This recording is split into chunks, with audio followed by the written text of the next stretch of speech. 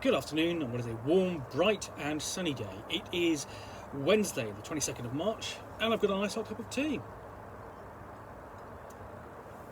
And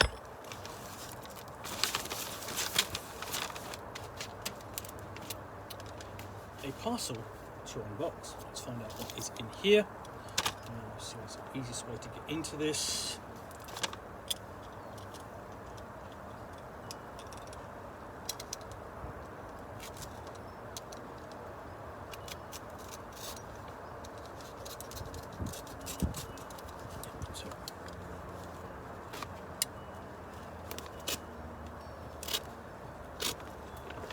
Go and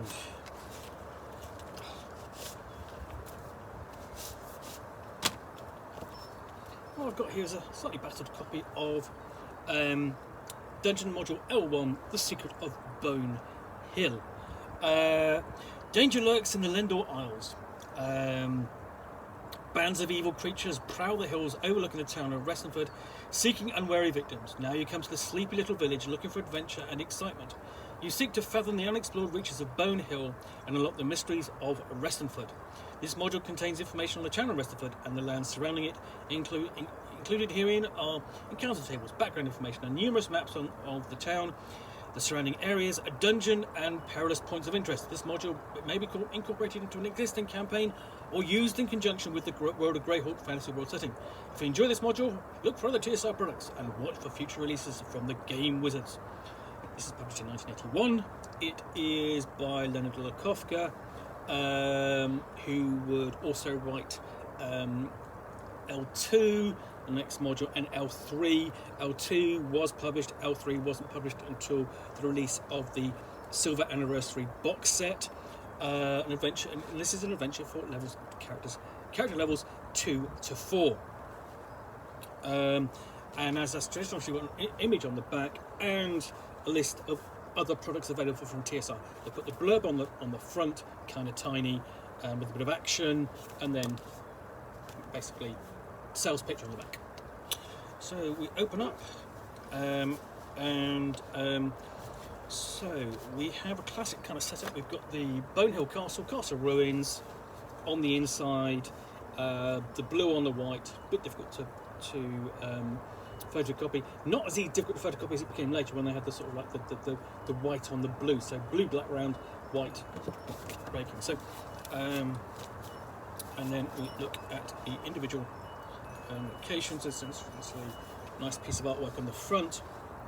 And kind of different artwork, but a repeat of the blurb on the front cover. And inside, background, notes for the Dungeon Master, room with tables, all very quick to set up, and then we're straight into the wilderness. So, location, inhabitants, list of major inhabitants, encounter chances, action, roster detail, and we start off with Dwuma Forest. We've got all those individuals we might encounter out there, so high priest cleric, essentially you've got a good way, basically they are occupying an egg-shaped building, and then Bold Hill.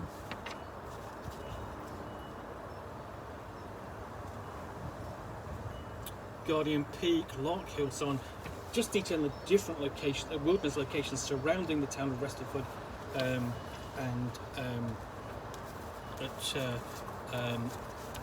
sort of like the areas around Bone Hill.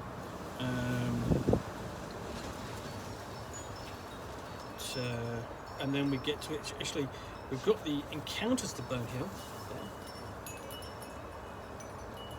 So we've got some of the maps, and essentially I'm going to show you those as well. So we have, these are separate, these are fallen out. So we've actually got, so that's Restonford Castle, ground level, and the dungeon, which you could explore and sort of capture, and Falco's Tavern in the town.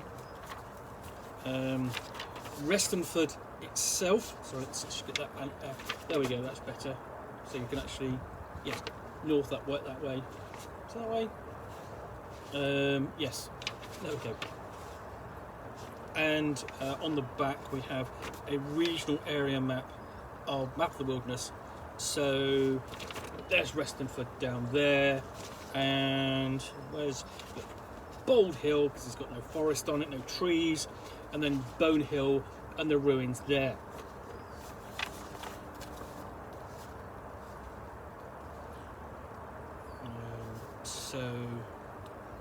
So we've got the encounters guide to Bone Hill, which is on the inside cover. So I'll just separate that, pull that. There we go. So yeah, here's the area of Bone Hill. You've got the castle and the caverns underneath. So I remember there's been quite a difficult adventure to play through, fairly challenging. And different because it was a combined wilderness and town adventure, and there's quite a lot going on. So we've got the upper locations described, then we've got the areas underneath the castle, the basement of the castle, and then the key to the dungeon level. As you can see, this you know, one of the problems with age of these early books is that the staples go rusty, and this has happened there. You know, a bit of damp and so on. We have quite a large area layer of the undead. And then we get to the description of Restonford itself. So we've got a list of essentially buildings, how they're constructed, what they are. So the frame, you might have a frame stone store, but it's actually a Fletcher's. And then you've got a description of who lives there. You know, one male, one female. Sorry, one male elf, Celtic goods, second level fighter, or the frame store, leather goods, one male, one female, Celtic good, and so on, all the way down. And then encounter key, we've got them in more detail. So garrison castle, the guards, servants, and more. So describing the details of the castle, and it is one of the things that is a little bit odd with this module is the first thing it does in there is it describes the wilderness area. It describes the Bone Hill or Bold Hill and so on, and that's fine. But the starting point for the campaign is Restonford Castle, and you're kind of going, why aren't you starting there with the module? Why aren't you starting, at the starting point for the scenario and its mysteries? Anyway, and that seems a bit odd. So we've got the description of the castle, its contents, which, to be honest, aren't necessarily that important in the overall scheme of things. Unless you've got a couple of thieves and people want to go raid the castle, you're more interested in going and looking at the other sort of like the threats. Depends upon the campaign you're running, I suppose. So yeah, descriptions of the towns and the townsfolk and so on. And then we have at the back new creatures, spectator, so like a mini version of the beholder, a stone guardian, and some sample player characters. So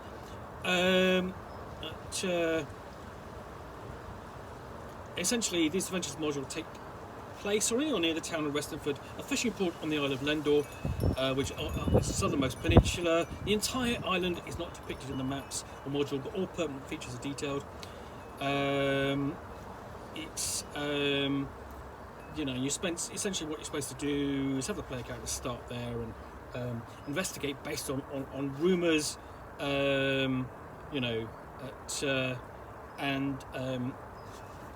these will drive most of the adventure. Later adventures, essentially like module L2, the Assassin's Knot, I think it's called. I can't remember. I'm trying to recall the name. Is where it gets a bit more interesting. There's a bit more of a murder mystery and more plot. I have reviewed this. There is a review into it in a link down below.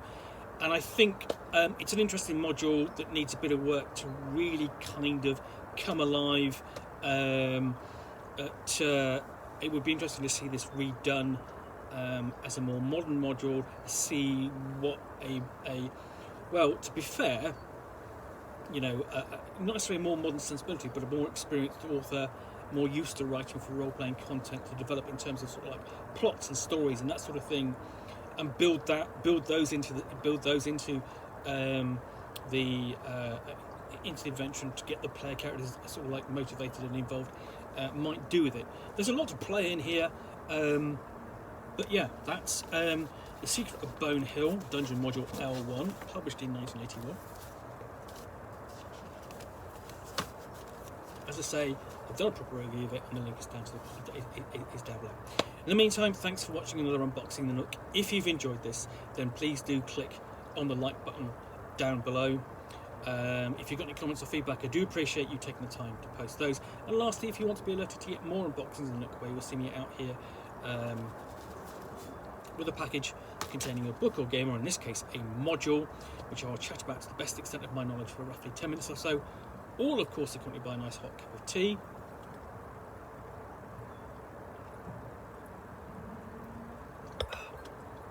Then please do hit the subscribe button down below. Thanks again for watching another unboxing of the Nook. Be back again soon with another one. Bye for now.